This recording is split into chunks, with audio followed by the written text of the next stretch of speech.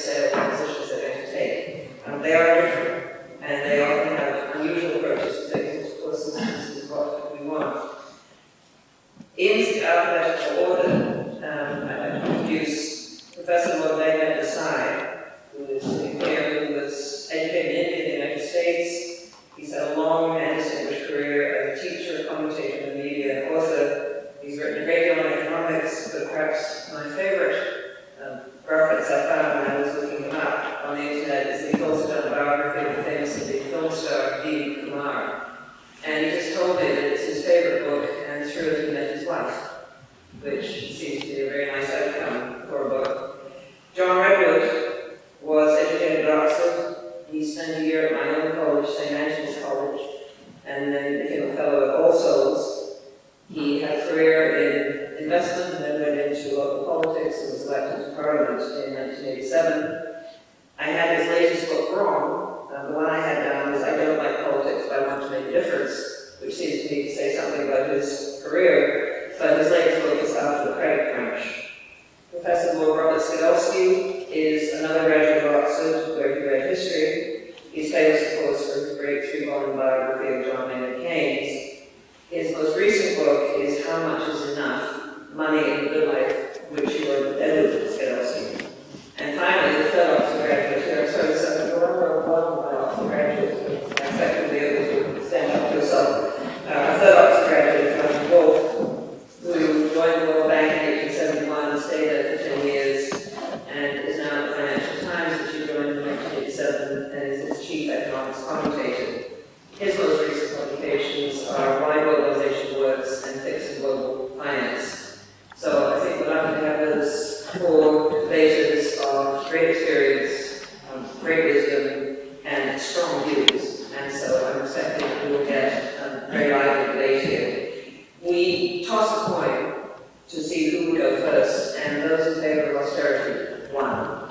So we start with austerity. The two sides will alternate. Each will speak for 15 minutes, and in alphabetical order, then we'll start with Warden Desai, who were 4, and Warden Skidelsky against, John Redwood 4, and Martin Wolf against. And then we'll ask them each to come in and comment on what the others have said, and then we'll throw it over to you. And we have this very energetic and fit student who will gallop around with a handheld microphone, which we'd like you to use because this is being recorded, so we'd quite like to get the questions if we may.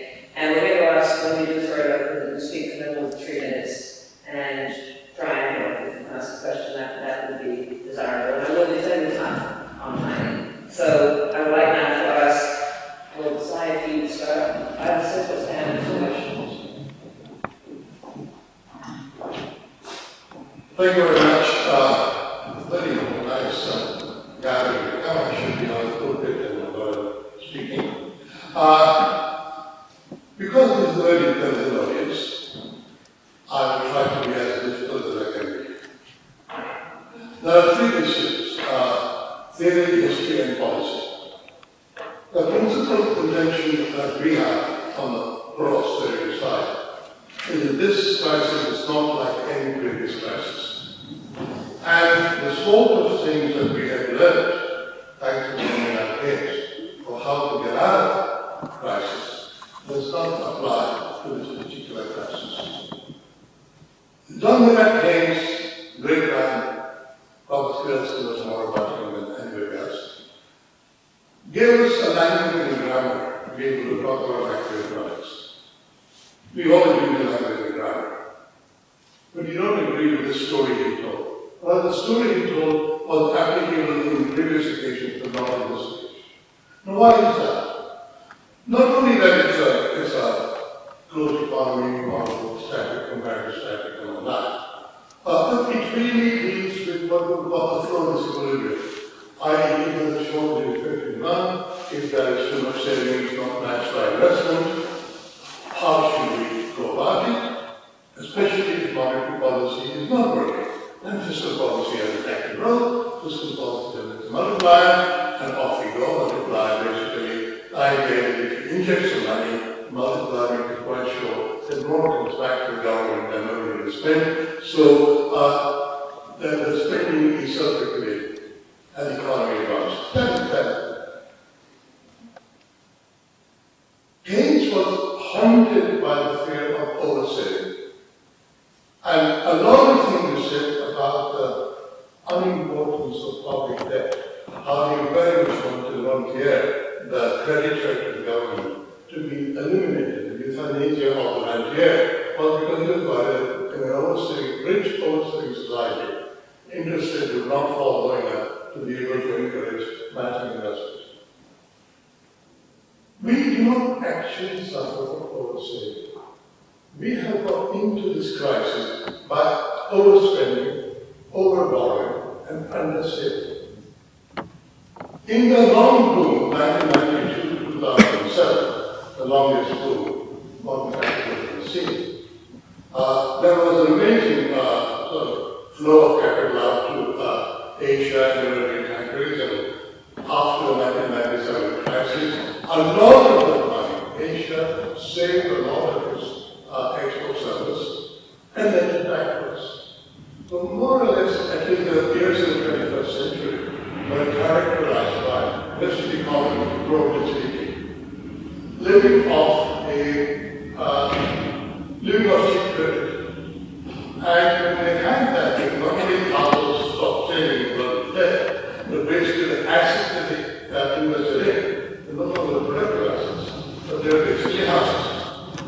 And in any durable, if you invest in durable, it depreciates more or less than when you buy. Try to buy a car and sell it 10 years later, it won't be the same price because it depreciates. But we have this gigantic delusion that the house is appreciating value, and therefore the whole society invests money in houses. So we lived off borrowed money, and there's the boom we had, which we know very well, and lots of coffee shops, and then we had lots of coffee and travel and all that. That boom was not sustainable. That growth was actually growth based on borrowed money. And now we're going to pay back borrowed. Now previously, there was the problem of debt was the public debt. Historically, if you look at the big debt episodes, after the Napoleonic War, after the Second World War, large public debt. And the problem of public debt was always the problem. The Napoleonic debt was something like 15 to 20 years of political and social upheaval. There was the rural riots and capital swinging and all that. Malthus and Ricardo quarreled about it. They had to reform the poor law, and of course, parliament reform in the process. It took the British economy 20 to 25 years to get out of it, even at a time when a massive economic was taking place thanks to the Industrial Revolution. After the Second World War, we had a large debt, but that debt had a particular aspect in it which is no longer present today. At that time, households were in service, because households had income in the war, but they could not spend it. So household surpluses matched public debt. Also at that time, there was a baby boom, and the stock of innovation that happened during the war, which were coming on the street and productivity, there were productivity grew tremendously, thanks to the stock of innovations and the baby boom. So we had 25 years of the golden quarter century, the Keynesian quarter century, up to 1945 to 70 or up to 73, what we call it. Those episodes were virtuous episodes that indeed our faith in Keynesian economics came about because during that boom period, small recessions, small global recessions could be quickly sorted out by using Keynesian policies, active fiscal policy, and business stabilizers. So therefore, we had this faith that Keynesian economy would get us out of trouble. Now, this is what we know is that actually the first big crisis took place of the 1970s. Keynesian economy had to be back. I mean, what we know of the 1970s, the fight about monetary stagflation and so on, and we got out of stagflation not by using Keynesian policy, but by using monetary policy. I tried my best to fight monetary and so on, but we went on the election after election. So the economics may be bad, but the politics was very good. But what it really meant was that for certain kinds of problems, Keynesian economics is not the answer. Not because it's not good economics, but no economic can answer every problem. Economic economics is not like that. So here we are in this crisis. And the crisis is a crisis of understanding. Unlike we have an aging population. And not only an aging population, but if you think about the history of the last 40 years, the rest of the deindustrializing, more or less in oil shop, the first oil shop. We were deindustrializing and competitive nations have arisen who have taken on the burden of manufacturing. So all we can do is be very high value added, high tech manufacturing, but by and large we are struggling to create for ourselves well-paying jobs which will be matched by productivity of the labor force in general. Now the answer by that time, by our argument, the whole Western world, was to develop a service sector. On the one hand, we had a financial services sector which we developed, which is other services, but and other things we had public service. So an expansion of public employment and expansion of private employment was our answer to the shrinkage of manufacturing. That is the model which has now broken down. That was broken down. Part of the financial sector may come back into a healthy state. We don't know. It will probably have fewer workers than before. But definitely, country after country is finding that expansion of the public sector is no longer feasible. Okay. If we have a public sector which is indebted and a household sector which is indebted, then we have a problem with standard sort of Keynesian things without growth. What we obviously will need is some sort of policy which will tickle the private corporate sector, which is sitting on massive surpluses, has to be tickled back to some investment. And I guess that one contention whether the way to do it would be some massive public spending boost. Infrastructure is such a holy word, we stop thinking it must be good. But there is some infrastructure investment which will somehow awaken private investment. Or, as I believe, in my view, growth will not be a simple thing from here on. We have too many structural weaknesses in the Western economy to be able to suddenly get back to that trend rate of growth, whatever it was, because we don't really have a kind of employment generating sectors which would be competitive with a very dynamic and resurgent self-Asian emerging environment. In one sense, basically, we are stuck with geriatric capitalism, the young economic capitalism has migrated elsewhere. If that is our problem, we have to take it much more seriously and not go for any short-term solutions. We'll have to reform our education system, we'll have to spend our labor force much more than we do. There are no easy options, and the only way out is long, hard road. I'm not saying that somehow miracle is going to be a lot of double recession or how it is. No, there isn't going to be much growth. Not here, not in Europe. Because growth doesn't come out of borrowed money. I mean, we sell expenditures from here. How, if the money rate of the market is below the natural rate of interest, people follow and people do foolish things. People malinvest at high extent, and we are suffering from some malinvestments. And when you have to untangle those malinvestments, it takes long time. These are stock distributed, not flow distributed. Stock distributed are taken as long to correct than flow distributed. And therefore we are stuck in the flow distributed, and here in a sort of limited time that I have at my disposal, only one thing I want to add is that I would like to be, even if it is John Redwood, I'd like to be the hard man, the hard and cruel man of economics. I actually think that it is a false sort of consolation to have QE. This is when we love it. In a society which doesn't save enough, and the need is large saving, interest is too much higher, And QE, when people has postponed adjustment, QE actually has much more harm.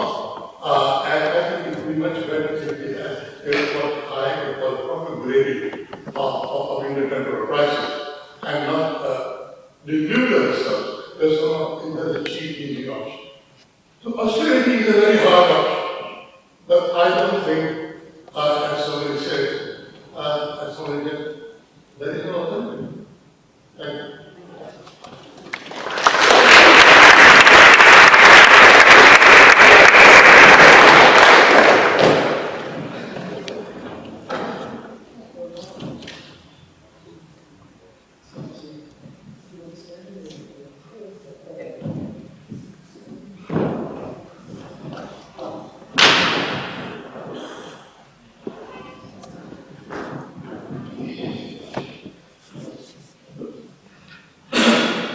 Meghnad Desai is a Hayekian Marxist. Maybe he's a Marxist Hayekian. He combines the view that crises are inevitable under capitalism with the Hayekian injunction that once the crisis has struck, you better make matters worse, do anything about it. And Meghnad has given us the standard Hayekian explanation of this crisis: excessive borrowing leading to malinvestment. To which the correct reply is put a stop to the credit creation and that will lead to liquidation of the malinvestments.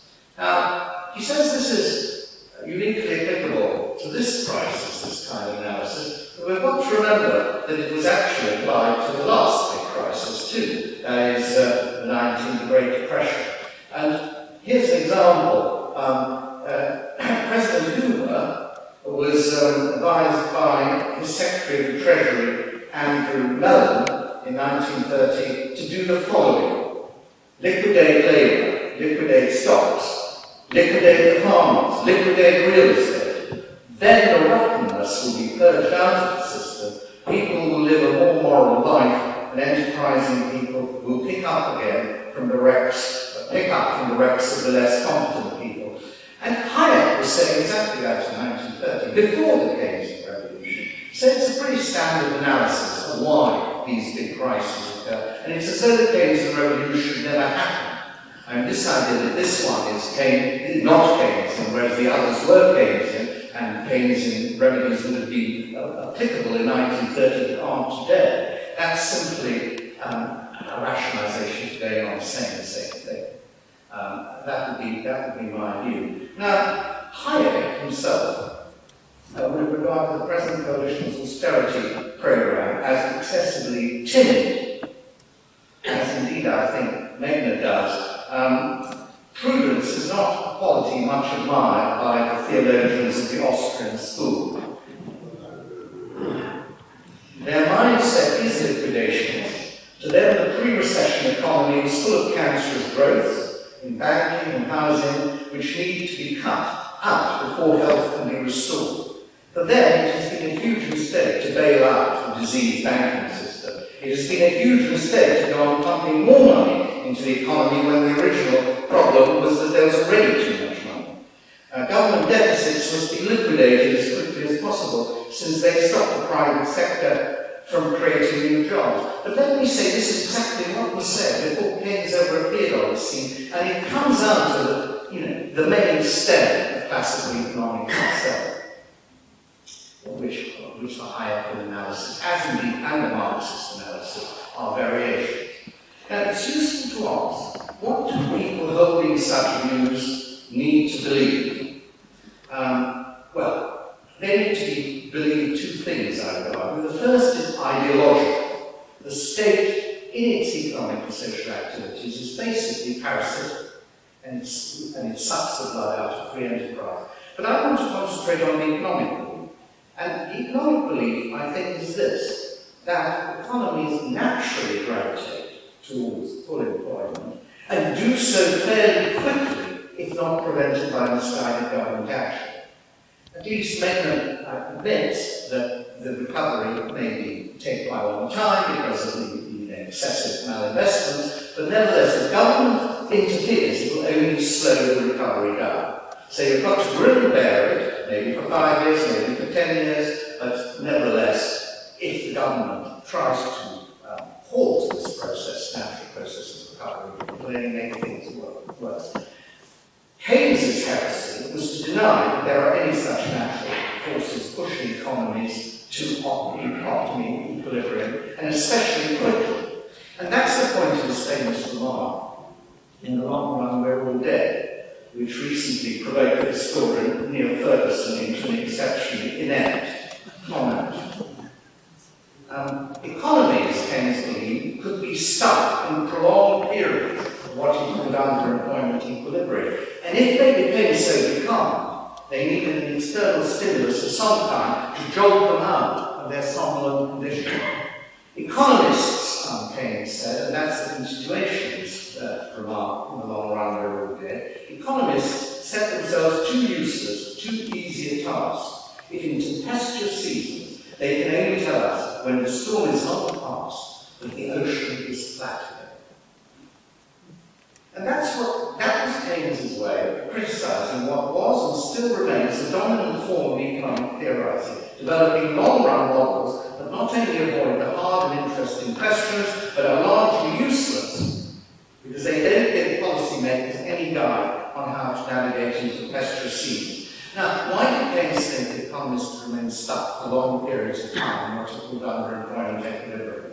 And that's, the explanation starts with investment being forward-looking and therefore subject to inherent risk, uncertainty, and ignorance. If things go wrong, as they're frequently bound to, those who embark their money on failed enterprises, whether they be lenders or whether they be borrowers, start spending less and saving more.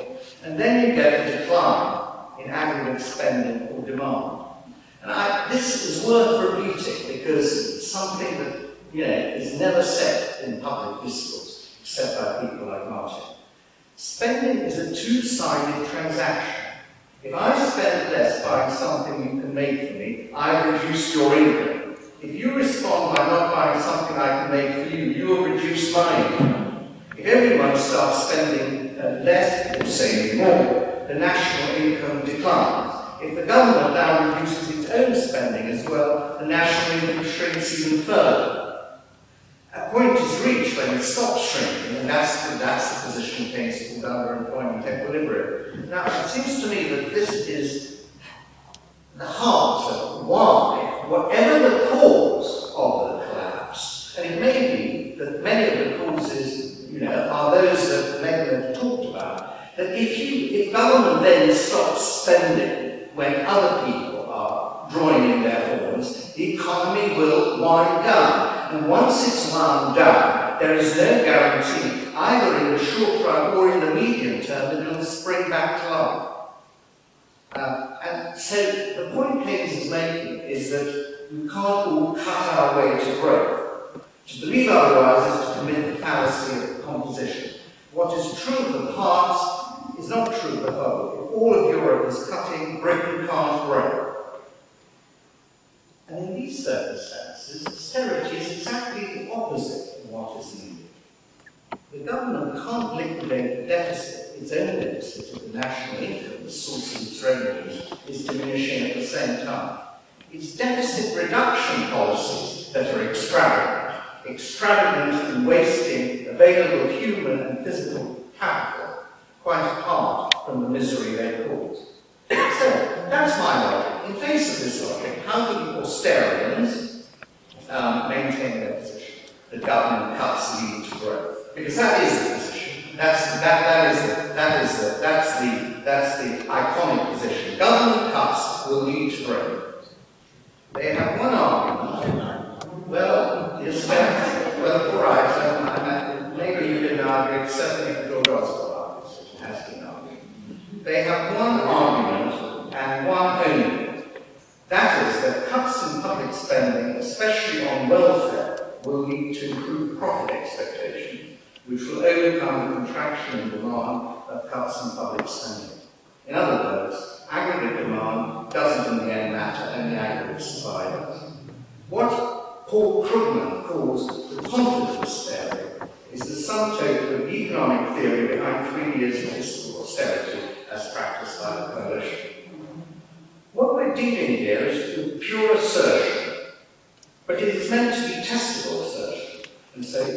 mathematicians have been busy trying to prove that less government spends, the faster the economy will recover. I dare say that John Redwood might cite the famous episode in 1981, when Geoffrey Howe's contractionary budget was followed by a rapid recovery in growth, a budget condemned by 365 economists, famous episode in Thatcherite folklore. A year or two, the theory of expansionary fiscal contraction was all the rage. The core proposition was that if the measures taken, contractionary measures, are understood to be part of a credible program of consolidation, then consolidation leading to the expectation of permanent contraction of the size of the state and therefore taxation in future being reduced, the shift in expectations will produce an expansion greater than the contraction caused by the budget cuts. I mean, that's the theory behind it. A massive econometric research effort went into proving this claim. They established some striking correlations in a small number of cases. For example, I quote from one of a lot of Italian economists that engage this. A 1% increase in government spending is associated with a 0.75% lower growth rate. In April 2010, the leader of this school, Alberto Alesina, assured European finance ministers that, I quote, many even sharp reductions in budget deficits have been accompanied and immediately followed by sustained growth rather than by recessions, even in the short term. But their proofs were vitiated by two fallacies. The cuts had to be credible, that is, large and decisive, so that any failure in expansion to occur could be blamed on the insufficiency of cuts. And this is now a standard criticism, right-wing criticism of Osborne's cuts. He is not austere enough. Secondly, researchers committed the arch-statistical fallacy of confusing a correlation with a cause. If you find a correlation between deficit reduction and growth, this could either be because the reduction to the reduction causing the growth, or to the growth causing the reduction, or both reduction and growth being due to something else, like, for example, devaluation. And an IMF paper, 2012, brought Alesina's Hour of Glory to an end.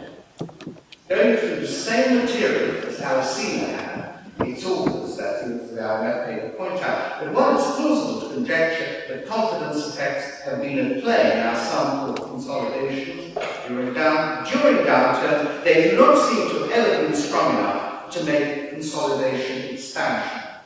1 minute. Fiscal contraction is contraction, full stop. An even more spectacular example of statistical error in state of hand is the widely cited claim of Reinhardt and Rogoff that countries stop growing if their debt-GDP ratio exceeds 90%. Not only was this resulting to massive overweighting of one country in their sample, but there was the same confusion between correlation and cause. So, this sad tale of zombie economics and slipshod statistics is important to highlight because on it rests the whole intellectual case for Osborne's austerity program. In fact, the austerities of the UK and Europe have frequently and repeatedly cited these arguments. Then, two quick further consequences of austerity. First, prolonged unemployment destroys human capital. Secondly, austerity policies hit those at the bottom of the heap, as they rely much more on government services than the rich.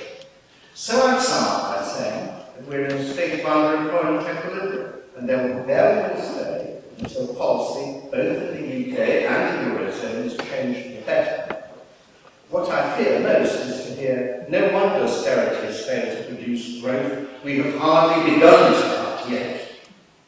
In face of this clamour from the mad ideological right, George Osborne's gradualist policy starts to look like a model of prudent statesmanship. It's a worrying thought that the future of the economy depends on the strength of his instinct for political survival.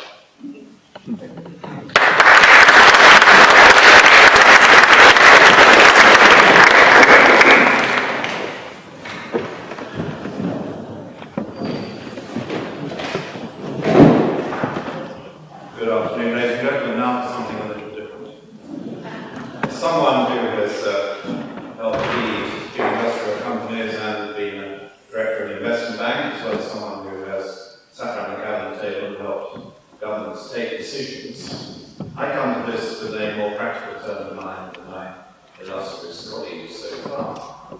I want things that will work. And what do I want? Like all sensible politicians of all political parties, I want rising incomes. Of course, demand has to expand in the economy. We want people to be better off.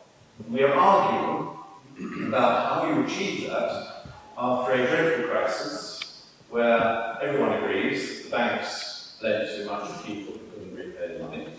Quite a lot of people agree that governments joined in, went into fancy overfinancing and spent rather more money than was sensible and wasted quite a bit of it. And everyone agrees that the old debt circle model has to be adjusted or changed to try and get over what is at base the banking crisis. That the banks overdid lending, they became too weak, they then were given unbelievably large sums of money by hard-pressed taxpayers, and instilled, in many cases, Euroland, and in a couple of cases in the United Kingdom, big cases, they are crippled banks, and they are unable to finance a recovery of the traditional kind. What I find about this debate here in the United Kingdom is it is even more unsatisfactory than usual, mainly by the spin doctors and politicians, but the economists don't always cover it, because they are so ideological and crude, and people refuse to look at the evidence and the numbers.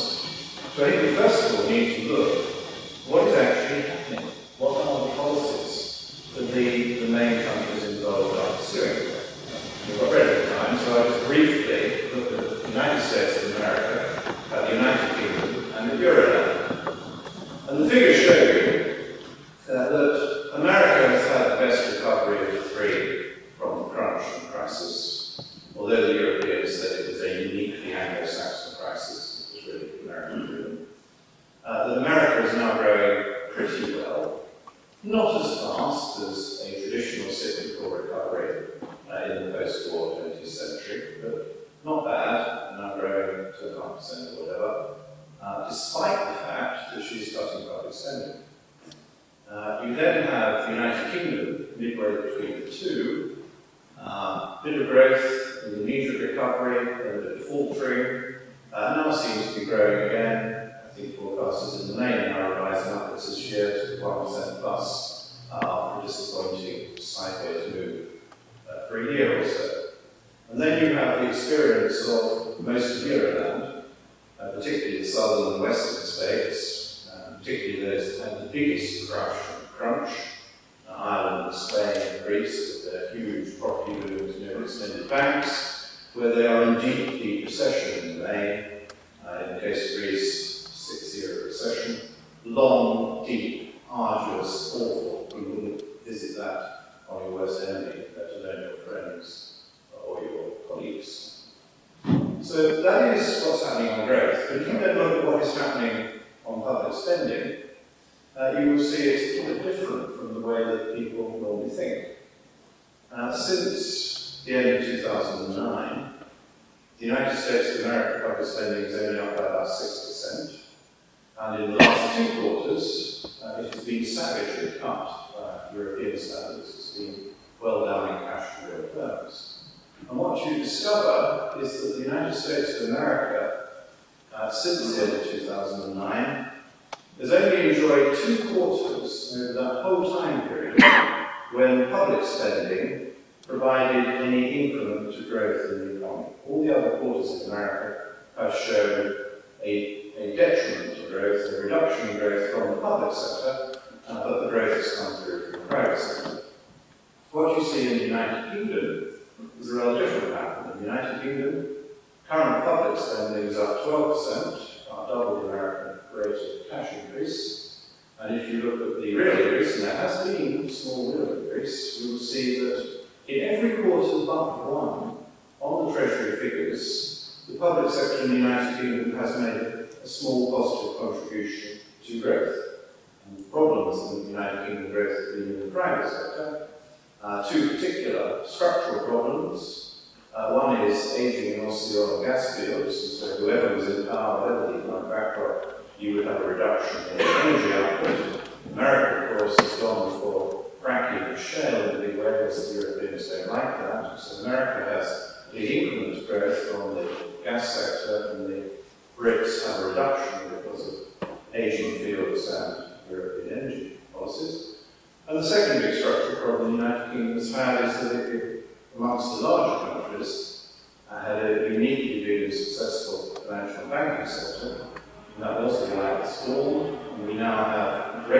those who are fighting the last war rather than the present one, who are determined now to prevent our banks ever doing what they did wrong in 2005-7, when it would be quite nice if the regulators did something to deal with the problems we now face, which is banks that cannot finance a recovery. But it has meant that there's been a big hit to high-value activities at the top end in financial services. It has also done an enormous amount of damage to tax revenues, and that was added to by the coalition's decision to increase the rates of tax, and so a lot of rich people simply left the country. I was very surprised, and at the same time, there was a big reduction in taxable income from the deep banking sector. If you go to Europe, there they have some of the things which have been rightly criticised by the Keynesians, in my view. They have carried on cutting quite substantially in the case of countries like Greece and Spain and Ireland, at a time when demand was clearly effective and the private sector had been free for some time, and that has definitely exacerbated the recessionary forces in those countries. But they have to do it because they are the prisoners of belonging to Europe. And so I find myself in a paradoxical position, hating austerity, and understanding the damage that the austerity policies are doing to the Latin and Western countries of the Euro area, but it has its own cruel logic. And if it matters more to the democratic peoples of Western Europe that they have a single currency, then they'll have to accept the pain that goes with it. Because what they have to do, as they now admit, is they have to have what is called an internal devaluation. Two very technical words that trip off the tongue of an economist who's still got a job. But two very cruel words if you are a young person in Greece or Spain, with more than half of your cohort of young people around you out of work, and with the prospect of even more being out of work. Because what the internal devaluation means is that because they cannot devalue, because they do not have a currency to devalue, they have to consistently drive down their costs until they reach the point where they can compete against very competitive Germany. And that means both dismissing people from jobs to try and raise labour productivity, and it means slashing wages. And so there has been extreme austerity imposed on the private sector of Spain and Greece, as well as on the public sector, because they are engaged in this necessary, and I think unpleasant process of trying to make themselves competitive, because they have something like a 20 or 30% gap between where they need to be and where they are on the costs to try and stay in the same currency union as Germany and to make a living and to compete. Now, when I was asked to hear in this debate, I wasn't sure which side would be most appropriate for me to be on, and then I was told I was going to be on the austerity side. So I went it down, so I will support two elements of the so-called austerity policies. I first of all support what the United States of America is doing. I think America is showing that the traditional, not the current, but the traditional IMF thinking works.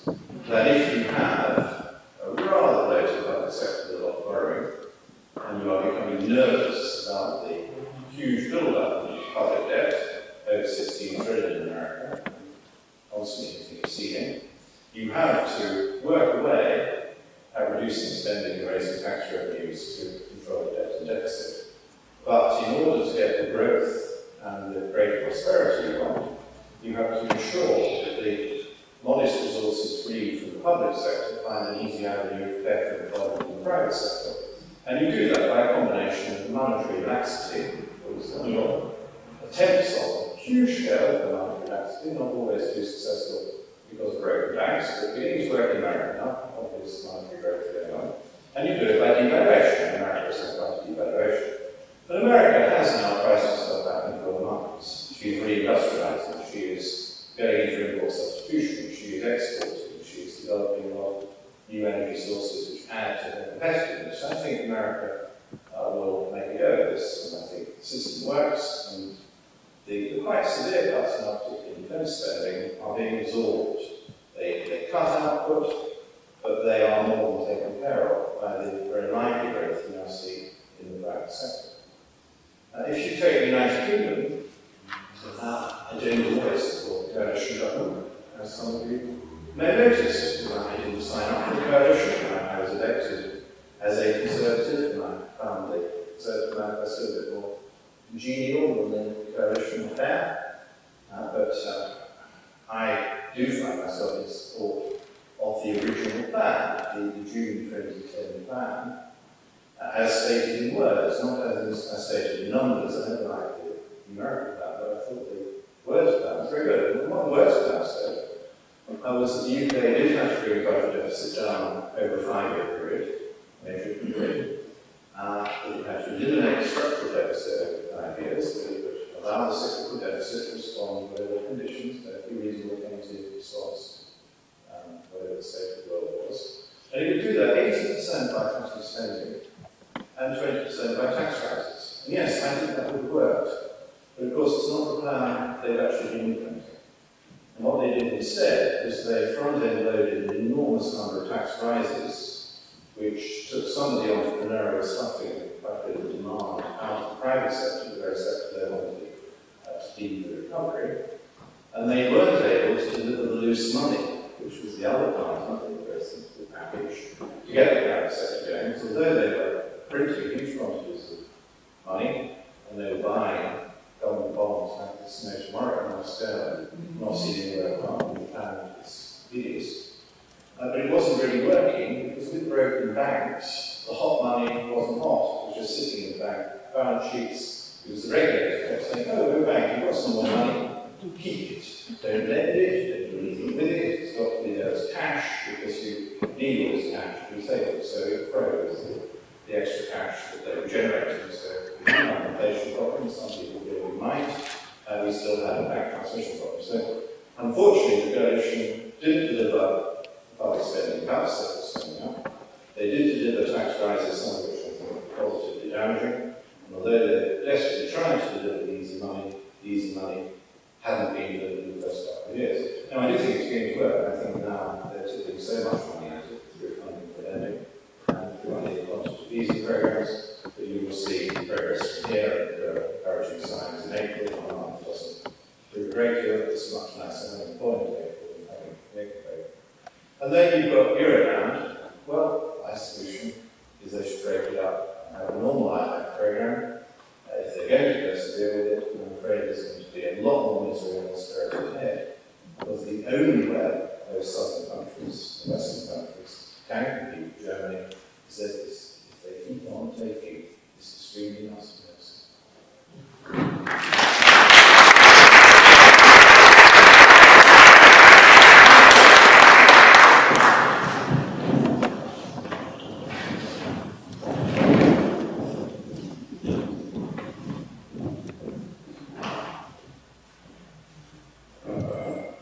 It's sort of tough being last after all this brilliance. So, I was going to start with just one comment on what the preceding speakers on the other side have said. I was thinking of Meghnad Desai.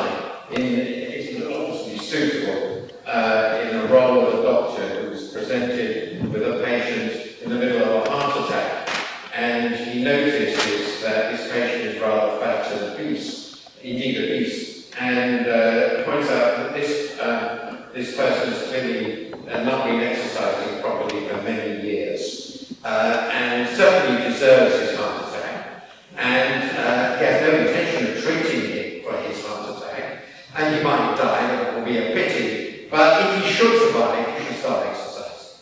That, in essence, was what Meghnad Desai said to him. John, I think, merely misunderstood what austerity means, and I'm going to try and correct that in the course of what I was going to say. I think it's perfectly clear that austerity, as I would define it, has failed. It turned what was a reasonably encouraging nascent recovery into stagnation. That is imposing huge and unnecessary costs, not just in the short run, but also in the long term. I would stress that. The costs of investments unmade, of businesses not started, of skills and atrophied and of human hopes destroyed. So what I think has been done here in the UK, and also much of the Eurozone, much of the analysis of which those who read me will know I concur entirely, John, but I consider what has been done is the famous remark, worse than a crime, it is a blunder. And I think if policymakers listen to some of the arguments put forward by our opponents, and quite particularly Meghnad's view that you're all very wicked and should die, it will get worse. So how did austerity abort recovery? I think we can date this to a came to us in the first half of 2010 with a remarkable and very rapid reversal of policy by major governments, particularly the Greek crisis, the arrival of the coalition government here in the UK, and a crucial watershed, the Toronto summit with a group of 20 leading countries in June. This prematurely reversed the successful policy of monetary and fiscal stimulus launched at the previous summits and declared roundly and quite simply that advanced economies have now committed to fiscal plans that will at least halve deficits by 2013. So we're in there, what's happened? The attempt of austerity, which I define, and it seems to me the correct way to take the appropriate income and expenditure view of how the circular flow of income works, is as a reduction in the structural or cyclically adjusted fiscal balance. And a huge cut was duly and unwisely made in many countries. In Greece, as it happens, the cut in the structural deficit is 12% of potential GDP in 3 years. It's 6% in Portugal, 4% in Spain, and 3% in Italy.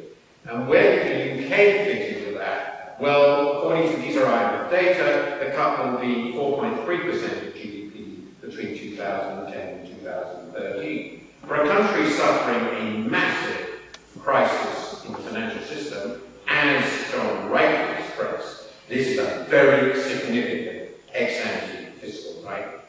And what was the consequence? It was exactly what one would have expected to do. The recovery was aborted. And the figures are really quite remarkable. The IMF now thinks, really quite optimistically, very much in John's view, that the British economy will actually expand this year. And as a result, it will have expanded by 1.8% between 2010 and 2013. But it expanded by 1.8% in 2000, from 2009 to 2010 alone. So the recovery since this wonderful program over 3 years will achieve what we achieved in 1 year after the crisis. So the economy has now actually stagnated for nearly 3 years. It wasn't just 1 year sideways move. It started in 2010 and is still not unambiguously over. It will be 2015 before the British economy reaches the size it was before the crisis began. Yes, there was a lot of waste.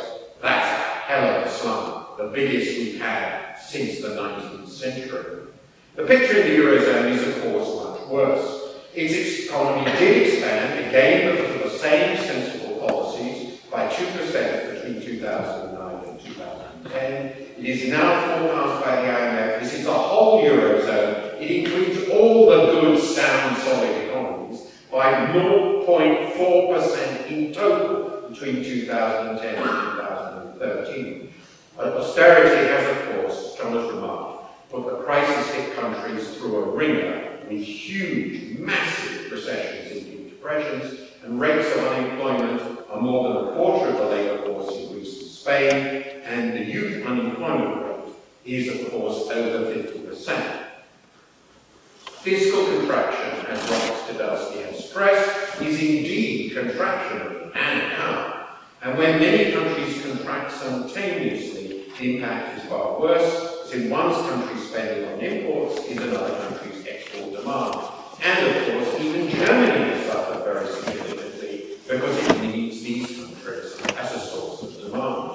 And this is why the concerted position all countries, strong or weak, to retrench in 2010 was a huge mistake. It aborted what looked like a good recovery, undermined confidence in our economy. It undermined confidence in our economies and caused long-term damage. Now, why is fiscal policy support needed after a financial crisis? The answer is that the credit system damage, as has been stressed, and asset prices falling, interest rates quickly fell to the lower value. There is no distinction between stock and flow. The stock disequilibrium causes the flow disequilibrium. Today, the highest interest rate offered by any of the four most important central banks is 0.5%. Monetary policy really is very close to zero bound. Used in conjunction with monetary policy, aggressive and well-designed fiscal stimulus is the most effective response to the huge surplus of ex-ante or desired private savings, Meghnad, that is the salient characteristic of a post-financial crisis economy. Just look at the financial balances of the private sector in every Western economy. There is no exception. This now characterizes this condition. The US, Europe, and Japan, which together still make up more than 60% of the world economy. Of course, there are some who think that neither monetary nor fiscal policy is used, and indeed, they take the liquidationist line. I think Robert has more than adequately dealt with this view, which in my view managed to be both stupid and wicked, and therefore indefensible. Austerity left in the Eurozone. Let's look at that. Many will insist, and in a sense they are right, that the Eurozone countries had no alternative. They just had to retrench. And that's true in the precise sense that members have limited sovereignty and had to adapt to the dysfunctional Eurozone policy regime. Yet it did not have to be quite this bad. The creditor countries could, for example, have recognised that they were enjoying unbelievably low interest rates on public debt because of the crisis in the vulnerable countries. They could have decided to share some of that windfall with those under extreme pressure. The needed adjustments could have been made far more symmetrical, with strong action in creditor countries to expand demand, a great deal of pains over 3 decades. The European Central Bank would have offered the open-ended support for debt of hard-pressed countries made available in the summer of 2012. It could have done that 2 years earlier. The funds that made available to cushion the crisis could have been far larger. The emphasis could have then been far more on the needed structural reforms and less on brutal fiscal retrenchment. It is possible to admit all this, and yet argue without deep slumps, the necessary pressure for adjustment in labour costs inherent in this gold standard type of mechanism would not have existed. But this too is in general not true. At least in Greece, Ireland, Portugal and Spain it is more debatable. The private sector was in such massive crisis that additional pressure from severe fiscal retrenchment, in my view, was odious and redundant. In short, the scale of the austerity, even in the Eurozone, was unnecessary and ill-timed, and indeed many Eurozone policymakers now admit this. But what about the dear old UK with our coalition government? Could it have done something different? Of course it could. The government could, for example, have increased public investment rather than halving it. It halved it, following Labour when it enjoyed negative real interest rates on long-term borrowing. I really can't imagine better circumstances to at least sustain public investment. He could have cut taxes. I agree completely with John. Raising taxes 2 years ago was mad. Absolutely mad. He could have slowed the pace of reduction in current spending. Not actually, believe it or not, my proposal. He could have agreed to preserve more freedom to respond to the exceptional, truly exceptional circumstances confronted. By the way, in my view, the conditions in the UK are unprecedented. We have not had a financial crisis on this scale, so far as I can see, in modern times. So why didn't the government do this?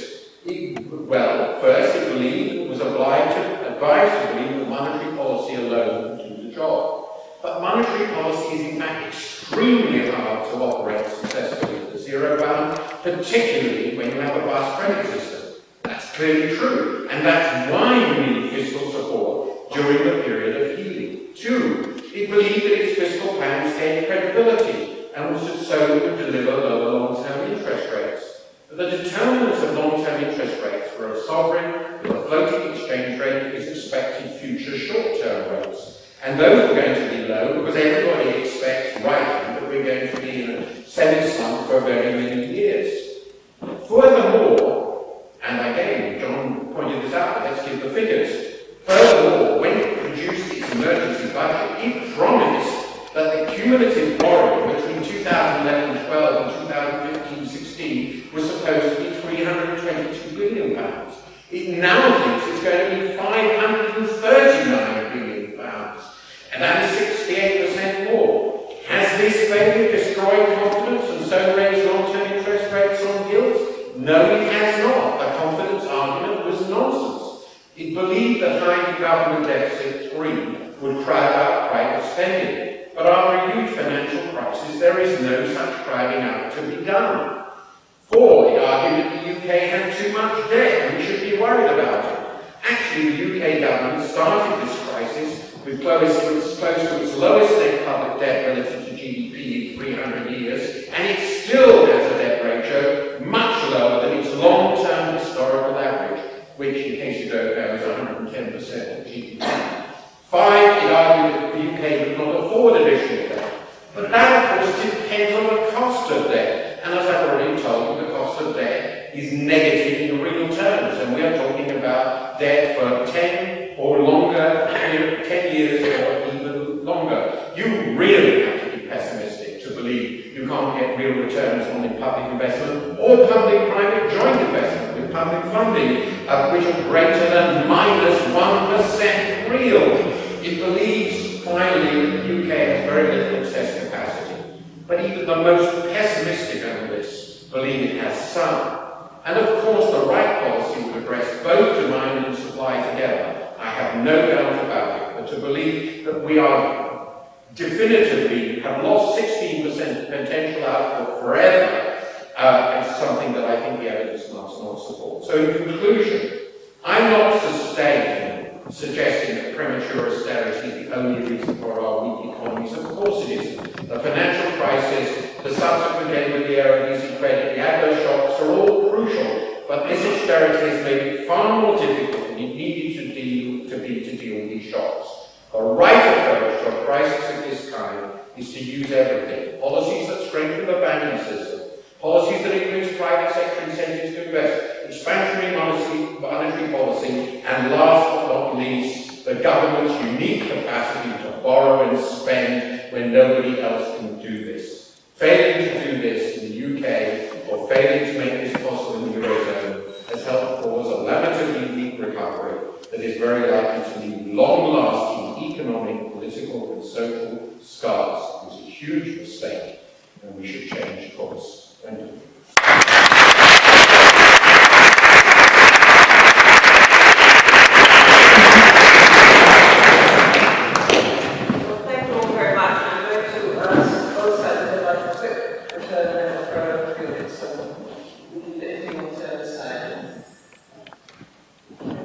I just want to say one thing, that the structural problems of the aging population, combined with households' inability to save, will remain, even if recovery can. And therefore that recovery will be short-lived. If you look at the problem of elderly care, if you look at the problem of pensions, they all arise from society which is not saving adequately to meet its needs. Secondly, and when recovery comes, we still need to compete with emerging economies which have a different recovery. We may be able to sell to each other, but we will not be able to sell to people outside. We have very low productivity levels. So we need to look at the structural problems of raising productivity, raising skill levels, raising savings. Now, yes, you can get growth rate of 2%, 3%, but we've had it before, and when it collapsed, it was candy frost. and get all the organic phosphorus.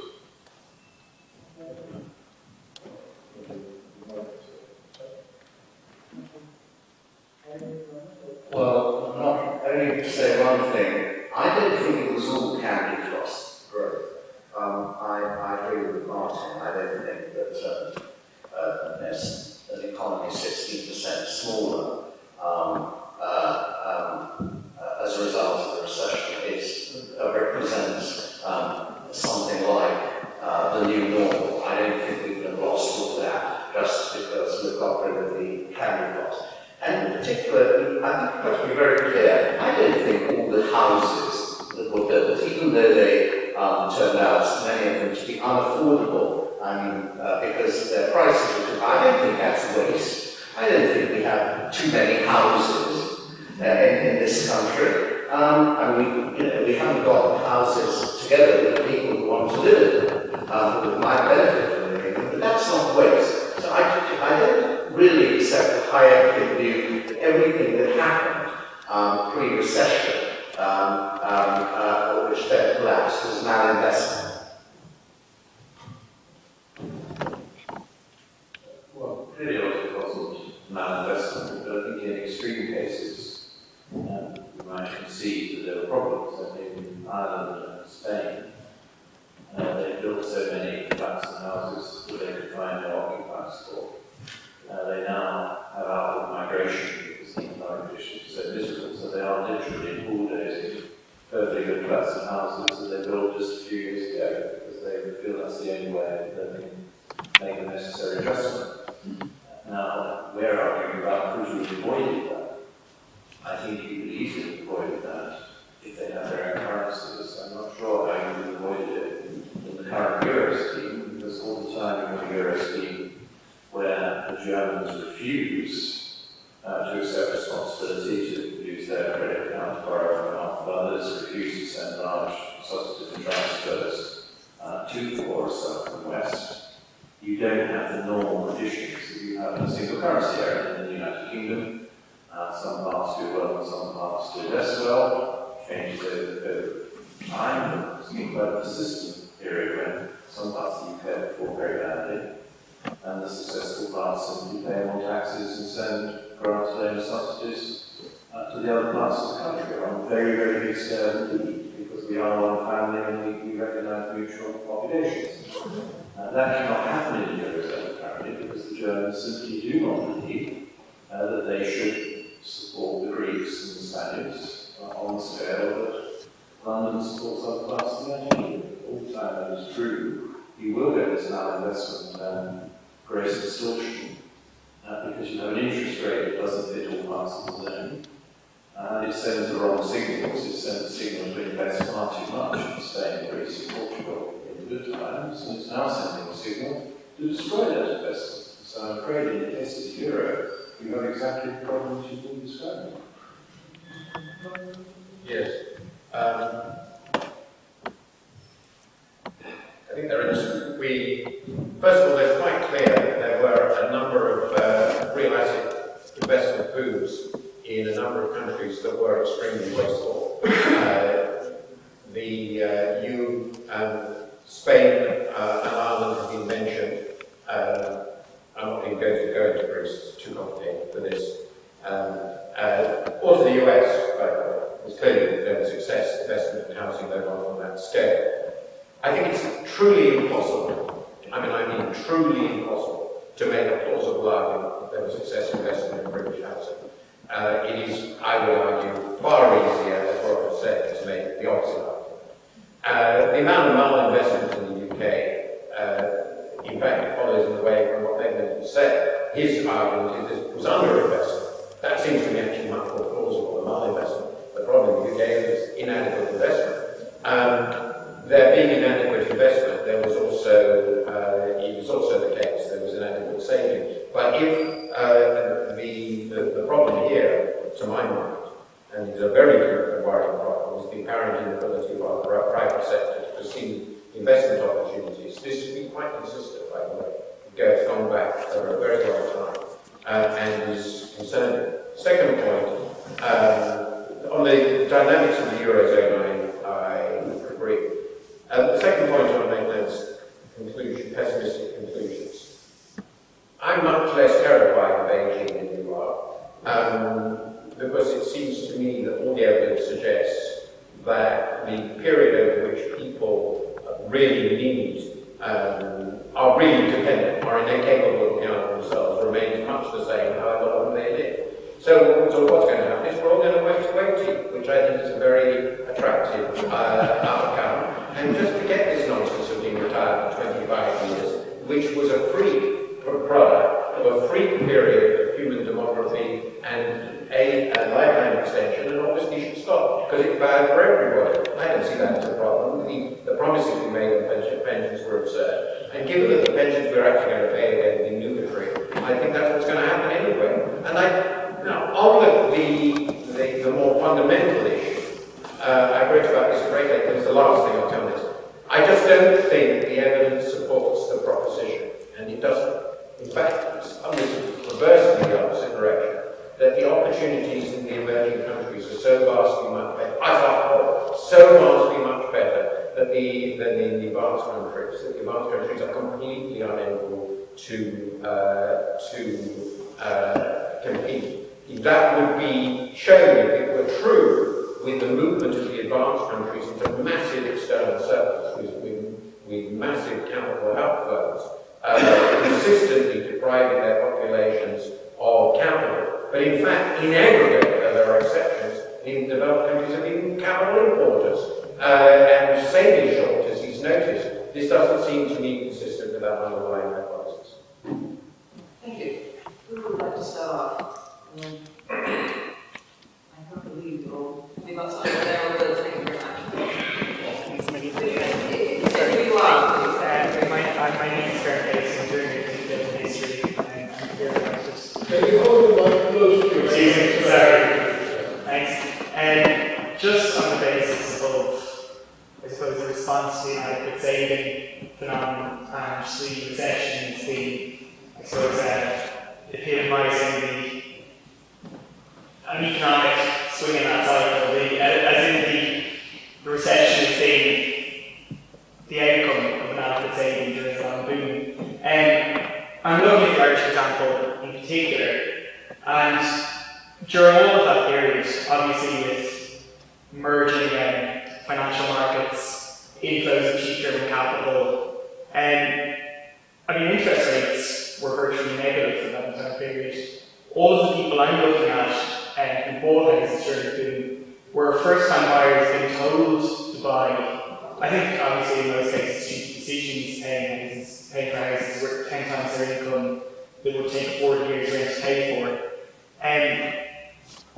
But they weren't doing it, they sold them as saving vehicles.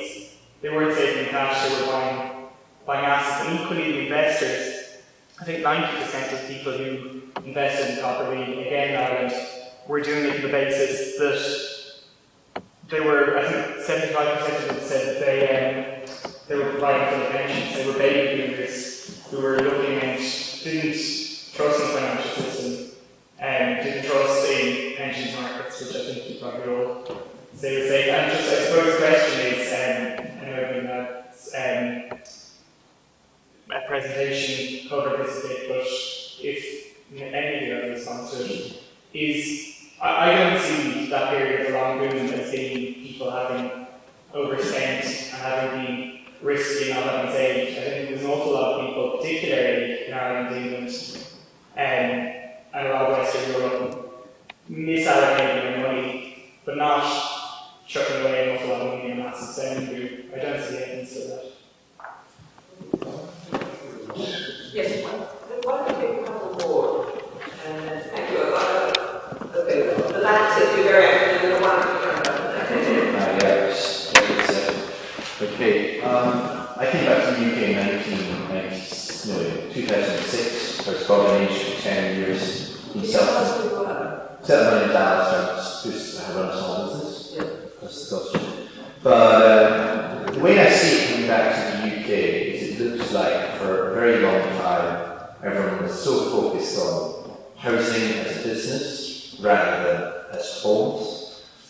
It looks to me like for a long time, student banks were far more interested lending money to people to get themselves into increasing bundles of debt, maybe no longer sensible debt, to buy houses. And at the end of the day, I kind of sort of see what he's saying in general economy, that it seems like a lot of the issue keeps coming back to housing, and the political parties, as I see it, they have lost focus of that. So, for example, when I lived in Japan, between a fifth to a tenth of my income went towards paying rent.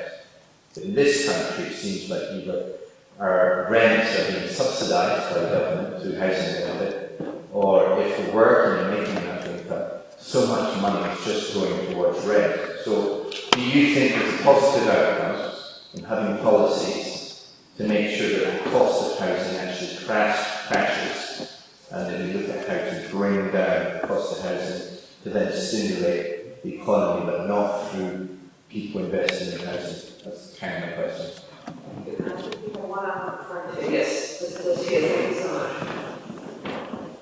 Okay. Hello, my name is Man. I study European politics. I'm actually interested in Eurozone and economic governance. ECB, since Mario Draghi's arrival. Since Mario Draghi's arrival at the head of the ECB, it's been buying a substantial amount of Italian, Greek, and other Eurozone country debt on the secondary markets, and reinvesting the interests of those bonds into those countries. What other policies do you think the ECB could pursue to boost the amount that it is not already doing? Let's do those three, and then we'll come back.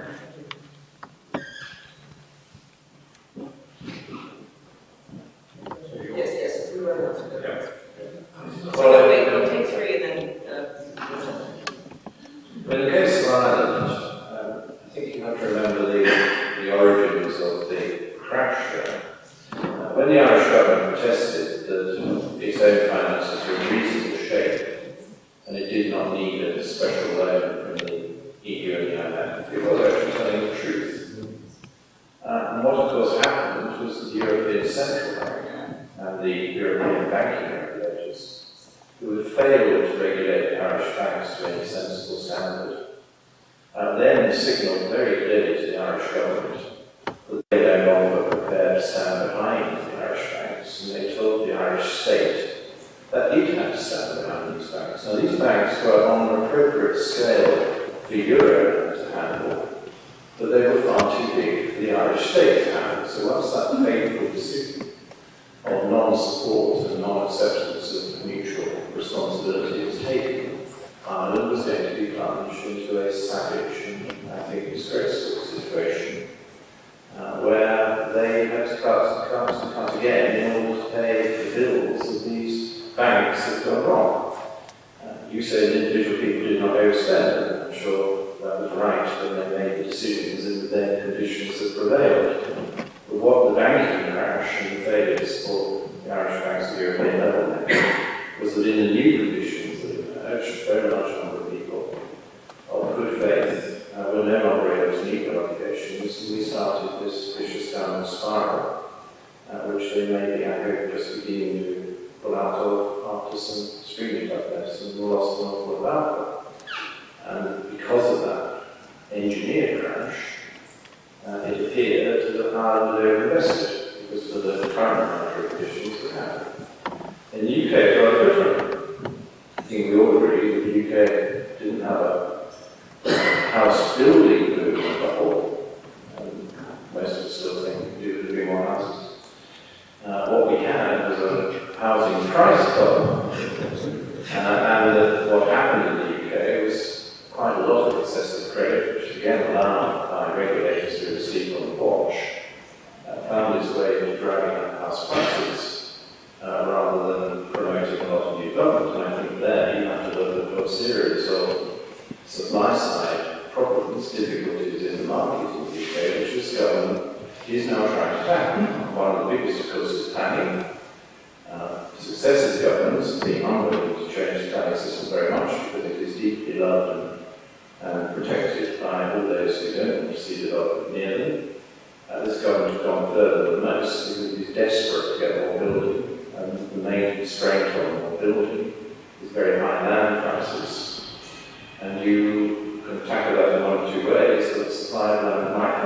So they are trying to do something on the planning side, and there are early signs that more house building is now taking place, a recovery from very low levels, and they are trying to do specialised money funding for lending into just that. They have to be careful in case we get a repetition of what happened before, and that more of the money drives prices rather than driving productivity. Their intentions are honourable.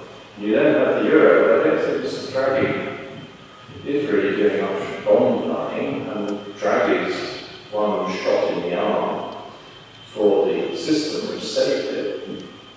It was when he came up with the €1 trillion package for the European banks, the first time that the European Central Bank really acknowledged its responsibilities, and used its constitution to the full by not merely just advancing liquidity support, which any normal central bank has to do, but the central banks decided not to do it. The crisis was one of the reasons the crisis was. The ECB did actually do our record on that, and then a liquidity label, we decided to make 3-year money label, which was straining the constitutional restrictions, that makes sense to do so, to seize and cripple banks over the next 3 years, and to give them time to make some profit from their balance sheets, and of course run off their loan portfolios, which in turn is recession-inducing. So that's what he was doing. He did actually, as you suggest, indirectly help support some of the government bond markets, because what those banks did, having borrowed the money from the ECB, practically nothing, because they bought relatively high-yield bonds in some cases in their own countries to minimise their risks. Their regulators, like the British regulators, were telling them they had to keep this money in cash, and they couldn't go out and lend it because they were still not meeting the requirements. So it had that sort of indirect effect of propping up the bond markets and helping them. What more could they do? With German permission, and the German permission is obviously not available, they could change the constitution of the bank, and then they could do a whole range of things that the other central banks are doing. They could do a massive bond buying program, they could lend direct to banks on a bigger scale, they could lend direct to countries, which they are not allowed to do at the moment. They could do more to directly repair the balance sheets of commercial banks in their system. Any of those things would inject cash into cash-starved economies. But they're very restrained, because the Germans have an understandable fear of hyperinflation from their bitter experiences in the 20s. And the Germans also believe that they've got to where they are today by working power, and they think that's what the other countries should do more of. I've got things to say, but I think to make my colleagues say something too. Very quickly, I think this savings investment question is central to the whole thing. What I would say is that you did have a surplus of savings, but that's if you take the world as a whole. Surplus of savings relative to investment being done in other parts of the world, and the surplus of savings is in China. You have a world monetary system that generates huge amounts of savings in one part of the world, and a certain amount of malinvestment in another part of the world through the excessively cheap money that resulted in the United States. So, there's an imbalance there, and we haven't talked about it, but it's very, very important to the whole thing. On the question of what level we're debating this, there's the question of what would be the best policy, in terms of good theory we have, and what is the best policy given the institutions that we live under. And it seems to me that there's, doesn't matter that there's a difference between John and Meghnad on this. Meghnad is a Hayetian, and he actually does believe that you can't do very much, or shouldn't do very much now, whereas John accepts part of the Keynesian analysis of anyway, and says that you can't work it in the Eurozone. And that may be right, but then your policy must include trying to reform the Eurozone. Is our government doing anything to bring that about? No, not at all. It doesn't want to reform the Eurozone. It believes it's unreformable, or only reformable through political unification, which it doesn't want. So it wants to get out. But it's not suffering from the Eurozone. The countries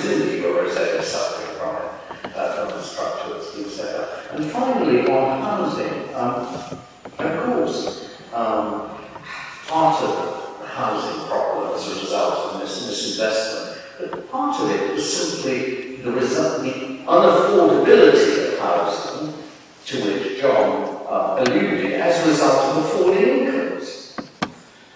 I mean, if incomes hadn't been allowed to collapse to the extent, real incomes hadn't been allowed to fall to the extent they have, more of the housing stock that is now being liquidated would have been affordable to people. Yes. A comment.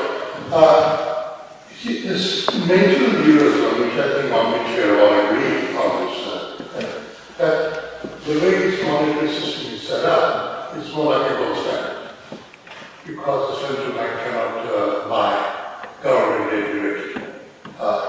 Now, where does it come from? It comes from the example of Germany.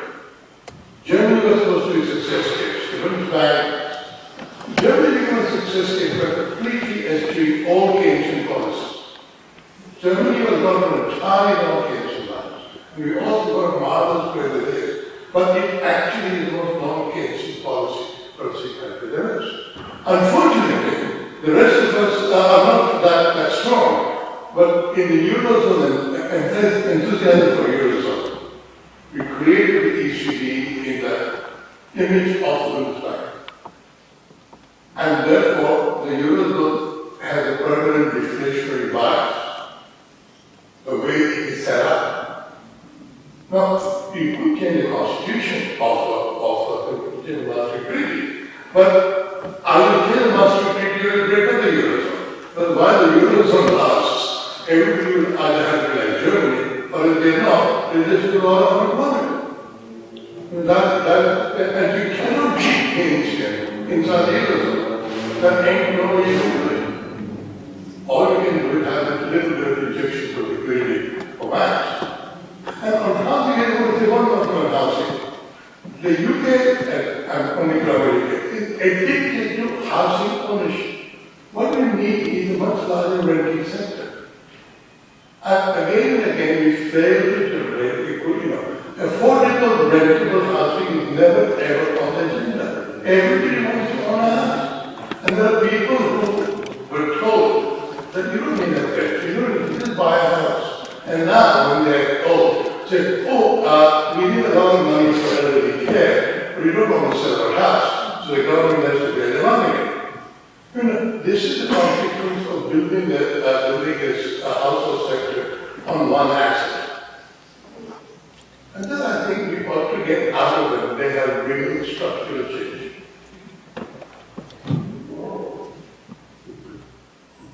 I imagine the chair wants to move on, but so many fascinating questions are being raised, I just can't resist. First, the theme of global imbalances, savings, investments, so forth, was the theme of my last talk. Fixing global finance, which set in the history of failure of the global financial system. And I will put this in a very simple way, though it's not really about China, but I will refer to it. If you think of it in late 19th, early 20th century terms, China emerged as both the US and the UK at the same time. That is to say, it was both the country with the best investment opportunities and the fastest growth, and far and away the largest savings. So it tried to export saving from the country with the fast growth, a lot of saving, the country with the fastest growth, and the best investment opportunities, to countries with worse opportunities, clearly. By definition, this did not go well. And it is true that at the end, if you go through the flow of funds, you can see very, very clearly this money went into bonds in other countries, particularly the US. This displaced bond buyers in those countries. They had to find other ways to produce pseudo-AAA assets. My God, the investment banks did that big time. And at the other end of that were houses, and that's how it was all financed. And it was a failure of the whole global financial system. To this was added the fact there are a number of developed countries with huge structural surpluses, one of which has been mentioned frequently already, one of which is not, maybe the structural surplus Japan is gone. And then, of course, all the oil exporters. There are huge, giant surpluses in the world. They have to be invested somewhere. And unfortunately, the countries that did the importing of this good ideas, where to invest it. So the problem was a colossal savings surplus in the world, which then was wasted. This is true. And that gets to very big questions about how we should fix this system that I've done. But in the Eurozone, it's pretty central. If Germany plays this game of running surplus savings, which it wants to invest in other countries, and its private sector won't do it, the public sector has to do it. And if the public sector doesn't want to do it, the system will blow up. That must be true. There is one other way of making this work, and it is the way I think it is actually happening. And it's one that will make the rest of the world problems much bigger. And that is that indeed, Eurozone is slowly and painfully turning into Germany. And that means that you balance your efficient domestic demand with the external account. And what is happening, the Eurozone is emerging steadily and increasingly as a giant saving surplus region. And it will end up, I'm sure, absolutely sure, the biggest saving surplus region in the world, particularly if you add in the Northern European countries that are not in the Eurozone, but are very similar. Switzerland, for example. And the question is, where on earth is this all going to go? I don't know. We'll probably see the beginning of the next crisis. I just want to make two other really correct comments. I think, just to add to the Irish story, the crucial point is that Ireland, partly voluntarily, but also was dragooned by the ECB into guaranteeing all its offshore creditors. And the result of that was that a country which had a net public debt ratio of 11% of GDP before the crisis now is one of 110%. Think about it. That was in 4 years. So they were invited, as it were, cajoled or coerced into national bankruptcy. One of the many reasons that we're really very thankful that Britain didn't get involved in this Eurozone is that we're probably in the same situation. The final point I want to make is on the ECB, because I think there's a slight misunderstanding. I agree with everything John said up to a certain point, but the ECB has gone further and it probably can go further. First of all, it's announced the outright monetary transactions program, which it did last summer. This was a program of open bond buying. That's the point. Brilliant, absolutely brilliant. Because they introduced, not doing something, announcing a program you don't have to use is so much better than one that you do have to use. What they have done, and it clearly worked, and it's been a success. You look at the bond prices on Italian and Spanish debt, and they just go down, the yields just go down on the announcement. Because the ECB said, we will do whatever it takes. And people don't fight central banks when they say things like that. Now, of course, they may actually have to do it, and we'll see what happens.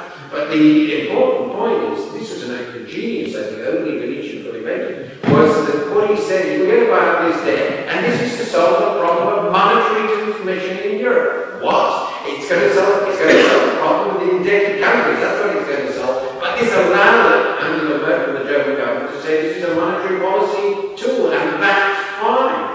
Well, that was a really remarkable. Do not underestimate Mario Draghi. He's remarkably clever. And that leads us to another point.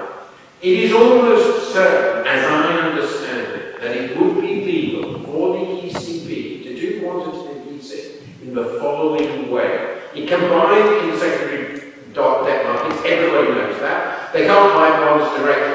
If they decide we will buy the bonds of the Eurozone governments in proportion to their shares in Eurozone GDP, something like that, completely neutrally, it's nothing to do with specific countries, they could almost certainly get away with this.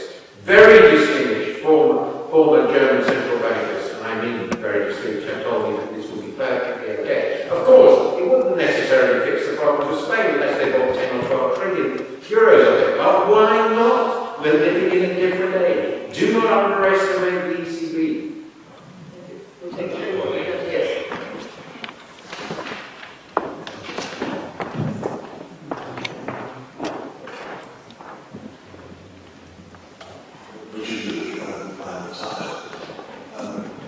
This debate was, I thought about as austerity.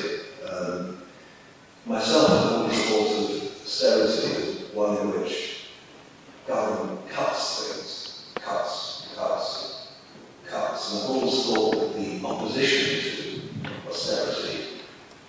opposition to cuts and cuts. So I was quite surprised myself to hear the opposition state that during the tenure of this government, that government expenditure has actually been increasing in nominal and real terms.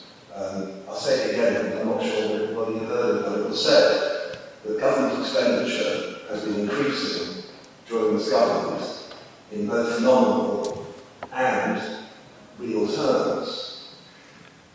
What I was surprised about is that this point wasn't picked up by opposition. Did opposition accept that as a statement of fact, or did opposition choose to ignore it because it's not what people think is the case? If it is the case that this is true, and I'm assuming it's true because it's stated by the opposition, and I'd like to ask the opposition whether they agree that it's true.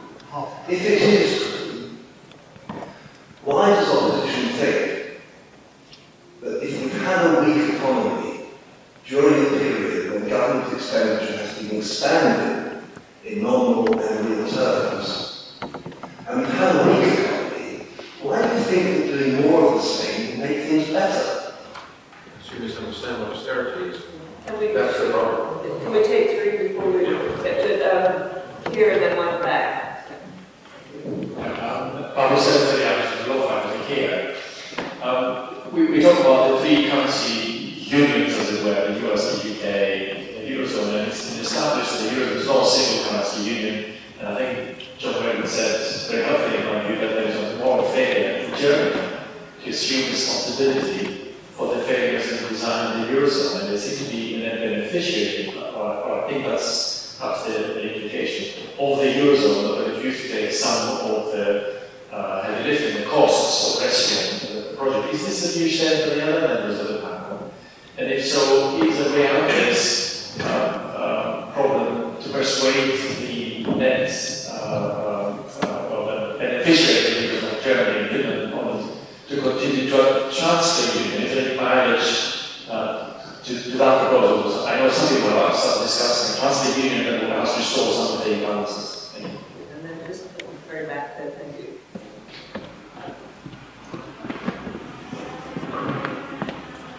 Hello, I'm a professor of Latin American history. My question has a bit of Latin American flavour.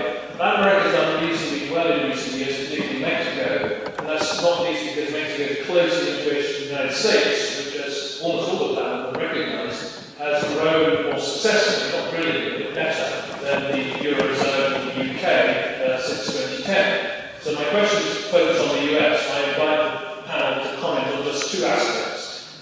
One is, it seems to be interesting that the US has a central banker who is an economic historian, an economist with an economic history training, who I think probably should say is rather more Keynesian in his thinking than other central bankers. That's one point of comment.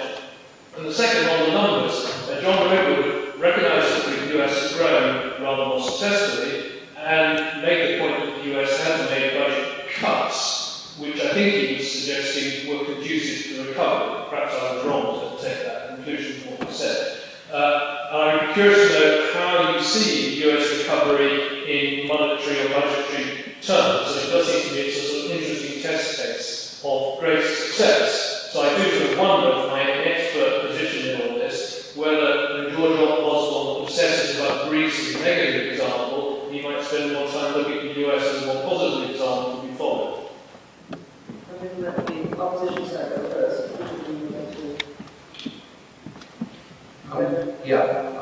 Let's get this over there.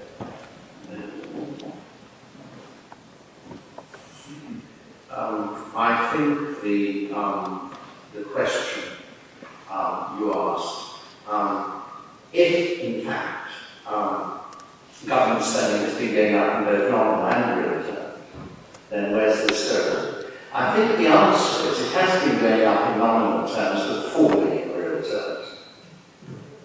I quote from page 121 of the OBR's latest report, running from 2011-12 to 2014-15. government spending falls by 0.5% annually in real terms.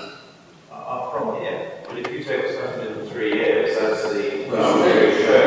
As I told you, in every quarter bar one, there's been a real contribution to growth in the UK from the public sector. Well, That's government consumption. That's not government spending. Okay. That's half of it. yeah. You knocked out transfers.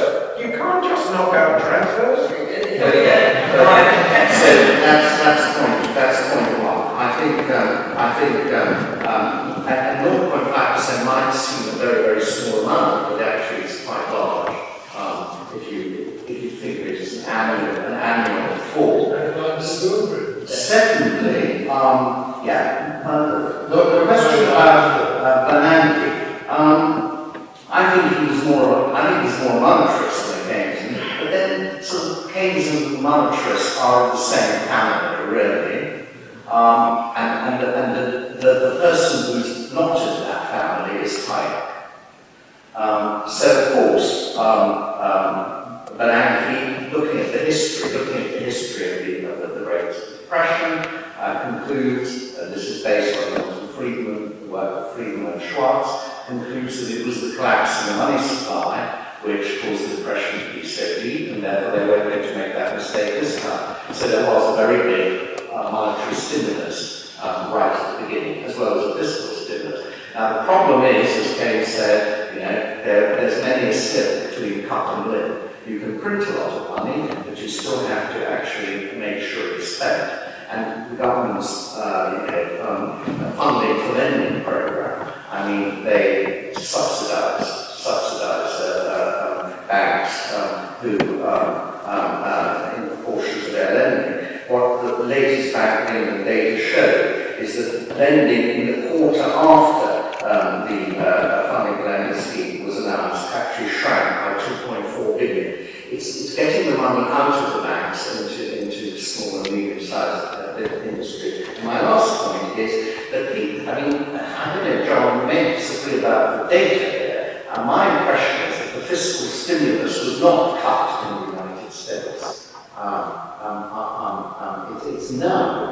It's now got to the fiscal cliff, but right through 2012 and to the end of 2012, when we have these stable growth rates being recorded, there was a substantial fiscal stimulus in the United States, which was the continuation of the old program started in Bush and Barnes' time. So it's not the case that the more favorable American growth record in the last 2 years is associated with fiscal contraction.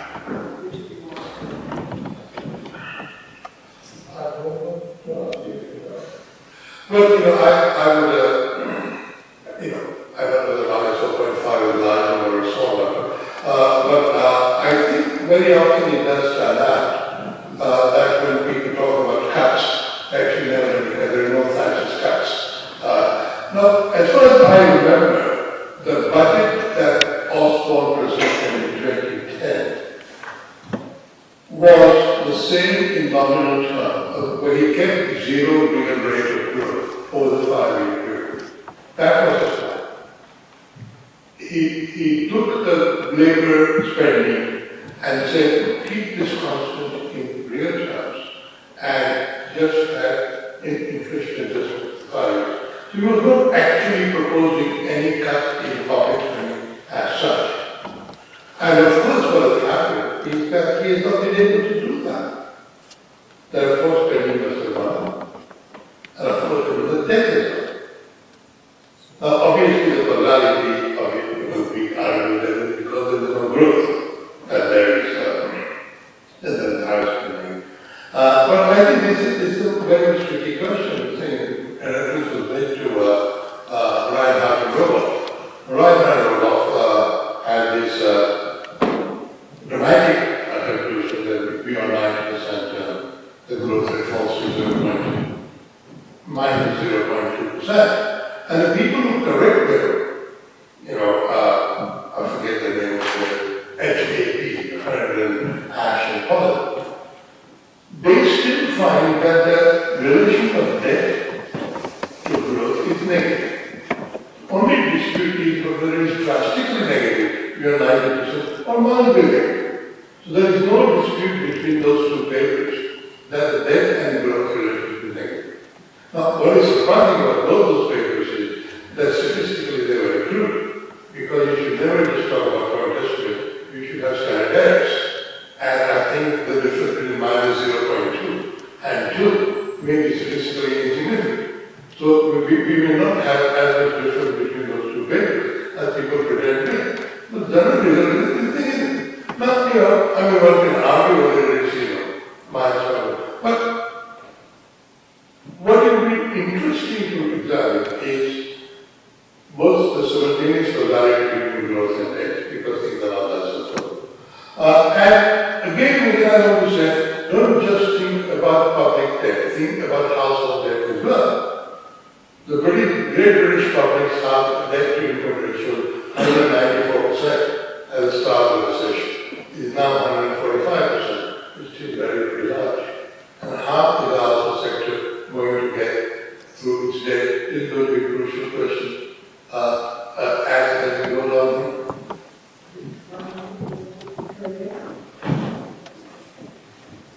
I have a slightly unfair disadvantage of having all the budgetary figures for the last 7 years on my computer. Unfair. Okay, it's quite interesting. Okay, I hadn't looked at it from this point of view. So take 2010-11 to 2013-14, so it's 3 years. The initial proposals, this is current spending. Investment makes it worse, by the way. Current spending was planned by the government, the coalition government, to rise by 6.6%, and it actually will have risen by 6.9%. So I think we're nice to say they've done very well on their plans for spending. Current spending rise of 6.9% over those 3 years will certainly be negative in real terms. Inflation over that period is probably average about 3%. 5% for the first year of that period, it's 12% overall, it's actually an increase. No, that's not true. It is. It's very well 600, 690. Oh yes, well, it depends on what base year is. The base year 2009, no, that's actually before they came into office. If they came into office the point is that from their first year in office, the first time they were controlling, to subsequent periods, they can't control the first few months they were in office. The rise has been mildly negative real terms. That's the first point. The second point is it's not anyway the issue. And I think that's really important, because I didn't make the point, perhaps I didn't make it clear. It is an issue. I think in terms of, and I tried to be clear about this as well, but I probably failed, just to make it clear from what I see. Of course, I understand John will disagree totally. There is a political question about how large the state should be and whether we should shrink it. I'm not in this debate here at all. I'm completely prepared to accept the legitimacy of the Conservative government's view that the government, for various reasons, the state got too big, basically because the revenue collapsed. And by the way, the reason that the outcomes have been so much worse than they thought is revenues have been consistently disappointing. So, the revenue collapsed. That's why, for various reasons to do with the nature of the economy, they misunderstood how good the economy would be.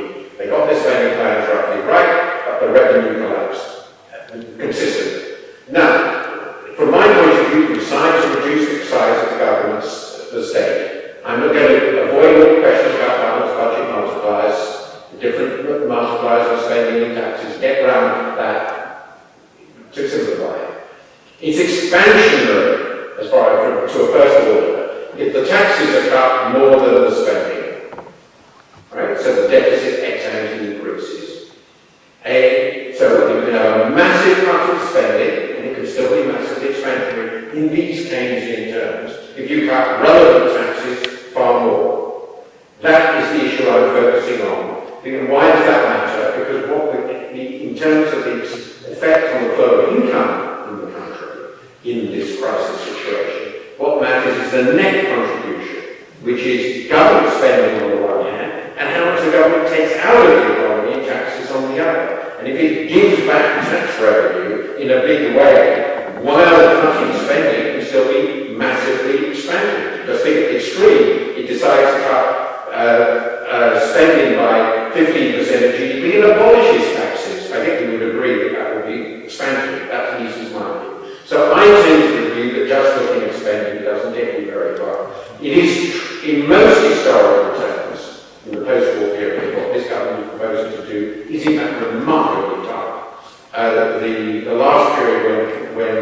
real spending was essentially stagnant for a very long time.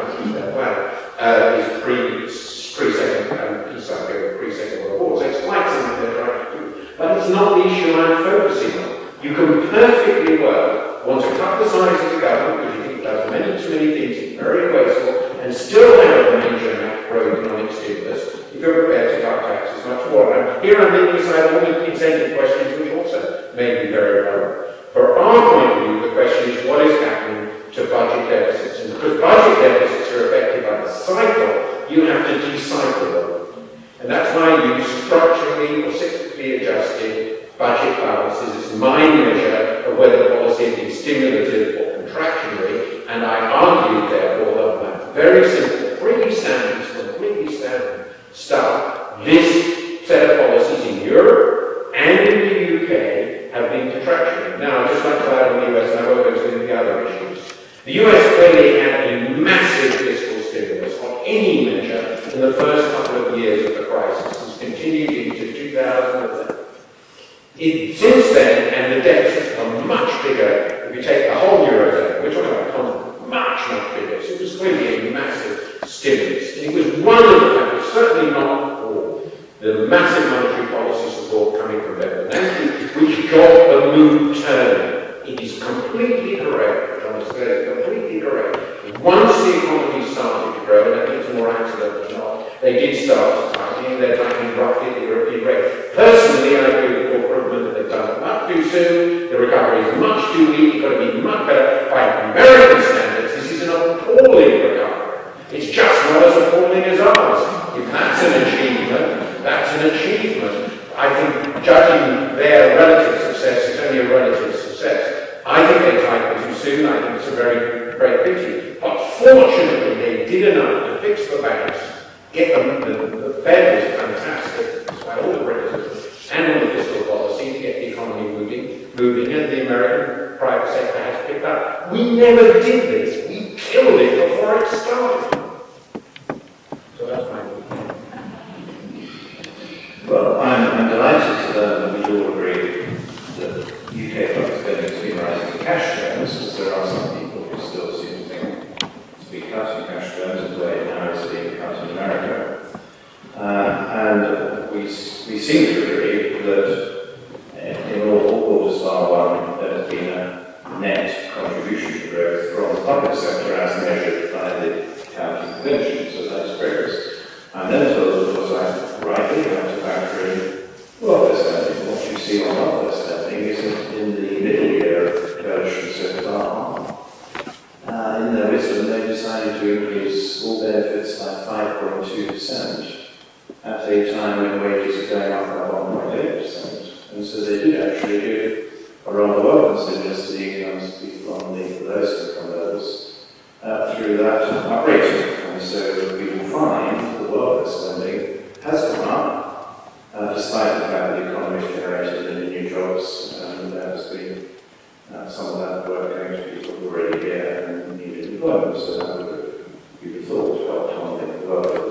Now, on the other issues, which I think we should not ignore, picking up from the previous exchanges, I was told, do not underestimate the ECB. I quite agree. I've already said that I think the ECB, if it had full powers, could do a lot more.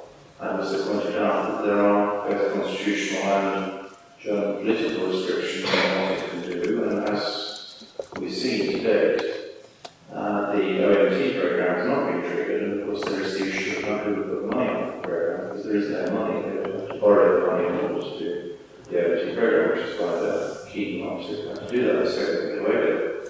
As you rightly say, low expectations is a very cheap and good way of solving the problem. But we have to remember that there's been another crisis recently, and there are now two euros. There is the regular euro, used by most countries, and then there is the Cyprus euro.